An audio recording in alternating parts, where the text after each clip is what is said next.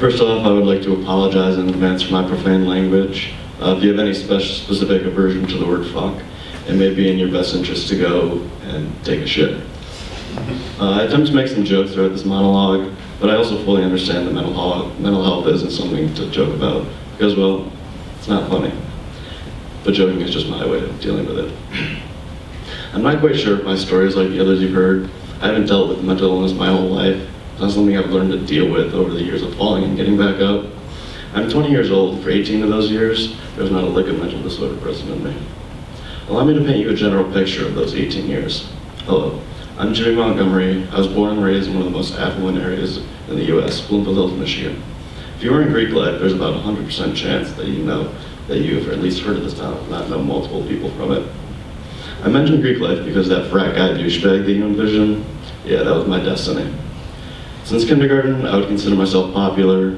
I was confident, capable of multiple sports teams, smart. My mom always told me I was good looking, and on the way to the University of Michigan. So eager to be that guy.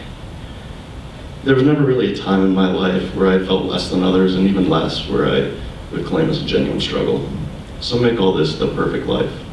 Now, why is it that I'm talking about how fucking great I had it? I'm sure you're sitting there wondering, who is this fucking jackass? Isn't this an event for people to talk about their struggles?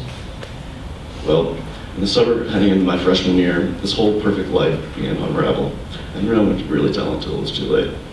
Hello, I'm James L. Montgomery III, and I have bipolar disorder type 1.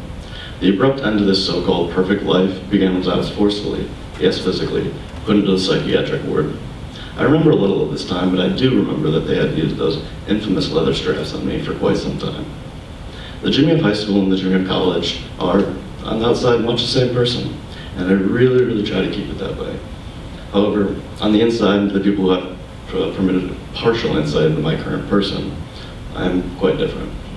When I was finally released from the hospital after a few weeks in the ever so pleasurable psych ward, I began my 5-month ass kicking from a relentless bastard by the name of acute depression. And he forced me to stay home the whole first semester of my freshman year. I could take the endless tiredness. I could take the constant incapability to think or even speak words. I could take the constant need to sleep, always with the hope that I would wake up and this fucking black cloud that always hung over me would finally depart. Or simply not wake up at all. I really didn't have any preference. All of that was somewhat bearable. However, what I simply could not take was the feeling of not being who I thought I was, who I was supposed to be. Seeing all my friends go away and have the life that I was destined for utterly broke me. It wasn't if I was a big social media guy before, but Snapchat, Twitter, Facebook were quickly deleted. I just couldn't take seeing my fucking life laid out by others. Meanwhile, I was in my parents' basement, cursing my existence at all hours of the day. The hundreds of visits to the psychiatrist and subsequent medication alterations really didn't do dick. I honestly lost track of the amount of suicide plans that my fucked up brain had conjured up.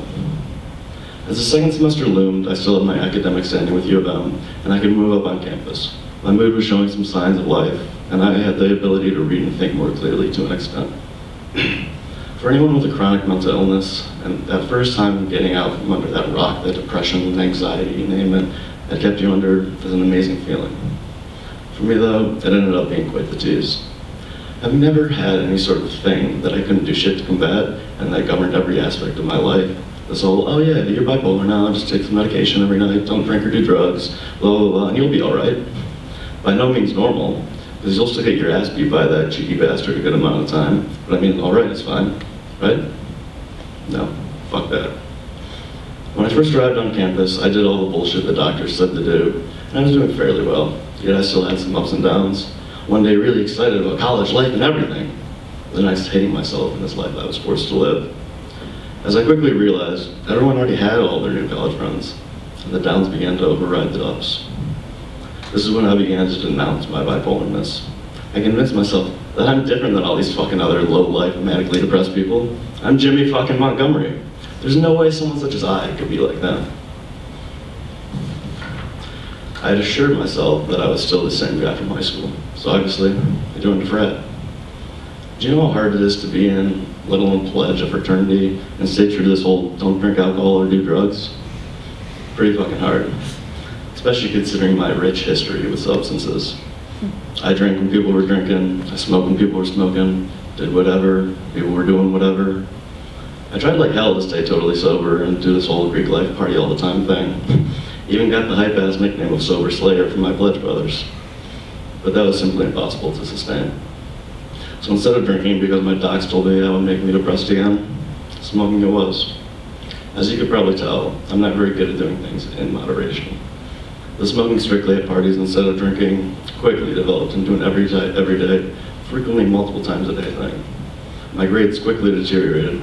Don't worry though, I was number one pledge. These failures in school triggered my depressive thoughts to return, which in turn made me decide to just smoke instead.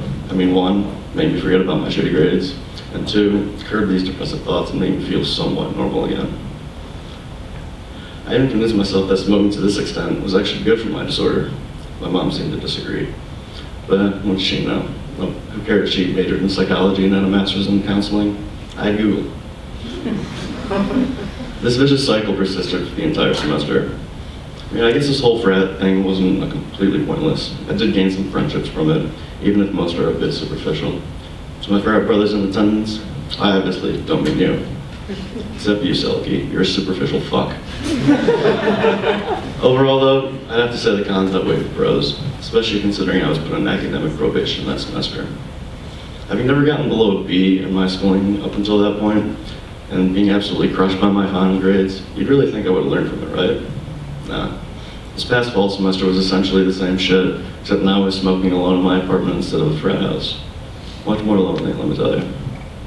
Well, finally punched me in the goddamn face and made me take an honest fucking look at what my life had turned into. It was an exchange of sorts, which I'm really not even sure happened, with a certain supernatural something out there about what the hell had happened to Jimmy. But even after this apparent conversation, I'm still highly unconvinced there's God. However, when I woke the fuck up, I finally gave up on this perfect life of mine and stopped fighting this title of bipolar. Yes, I have a serious mental disorder. Yes, I have challenges that regular people will never have to deal with and can never truly understand. And yes, there are just some things I can't do. And unfortunately, that took me getting shit on the first 3 semesters of my college career and one possibly fake conversation with a God that I don't believe in to sort of realize this.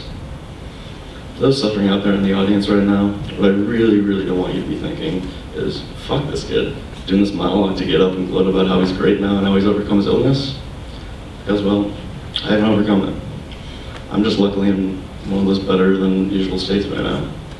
Overcoming and accepting are 2 far different things. Because no matter if I've somewhat come to terms with it and simply realize I don't have any control in the situation, this fucking disorder is literally something that's impossible to overcome. Because it will be with me and will affect me the rest of my life. I will experience the ups, a little bit manic writing this right now, but most definitely I will experience the downs. I will have the disturbing, familiar feelings of self-hatred and utter shame for being the guy who's just fucking depressed and won't just cheer up. I will want to kill myself again. I will want to cut myself again just so I can fucking feel something. I will look out the window of my room and just want to jump out of it. It would make things so much easier, make all the pain go away. But I try with everything in my being to not do these things. Not for me, no, fuck me. Rather, for the people who care about me more than themselves and who have put in the immense amount of time and effort, not to mention their own significant emotional trauma. Sorry about that one, Mom. To ensure that if I do happen to die, it better fucking be from natural causes.